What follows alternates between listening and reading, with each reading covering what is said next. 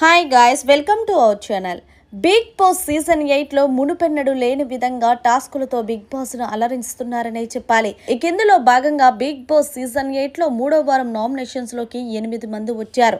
ఇక రెండవ రోజు ఎవరెవరికి ఎంత శాతం ఓటింగ్ జరిగిందో ఒక్కసారి పరిశీలిస్తే అందరికంటే ముందు స్థానంలో విష్ణుప్రియ 23% ఓట్లతో కొనసాగుతుంది. ఇక మణికంఠకి 19% ఓటింగ్తో కొనసాగుతున్నాడు. ఇక సీత 11% ఓటింగ్తో కొనసాగుతుంది. ఇక ప్రేరణ 10% ఓటింగ్తో కొనసాగుతుంది. ఇక యష్మి 10% ఓటింగ్తో కొనసాగుతుంది. ఇక నైనిక 9% ఓటింగ్తో కొనసాగుతుంది. ఇక అభయ్ 7% ఓటింగ్తో 7వ స్థానంలో కొనసాగుతున్నాడు. ఇక పృథ్వీరాజ్ 6% ఓటింగ్తో కొనసాగుతున్నాడు.